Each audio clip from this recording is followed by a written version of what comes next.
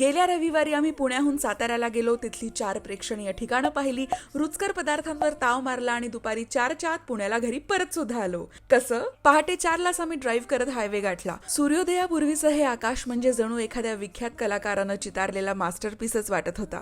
दिवसाचा पहिला चहा आम्ही साताऱ्याला पोहोचल्यावर सूर्योदय पाहता पाहता घेतला. गेल्या गेल्या छत्रपती शिवाजी महाराजांचं हे स्थळ पाहून दिवसाची सुरुवात झाली आणि तिथून आम्ही निघालो समुद्र सपाटीवरून 1200 मीटर उंचीवर असलेल्या नैसर्गिक सौंदर्यानं नटलेल्या व्हॅली ऑफ फ्लावर्स म्हणजेच साताऱ्याच्या प्रसिद्ध कास पठाराकडे.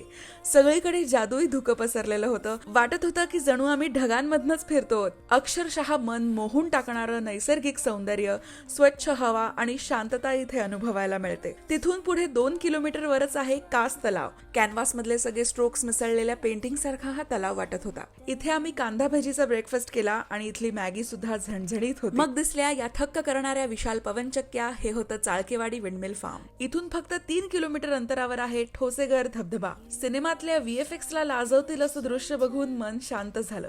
हा आहे मोठा धबधबा तर हा आहे छोटा धबधबा आणि या छोट्या धबधब्याच्या मागे ही गुफा आहे जिथून हा धबधबा दिसतो. मग चंद्रविलास मधली प्रसिद्ध मिसळ खाऊन आम्ही परतीच्या प्रवासाला लागलो. बरोबर दुपारी 4ला आम्ही घरी पोहोचलो, पण साताऱ्याचा केसरकंदी पेढा घेतला नाही. असं कसं होईल?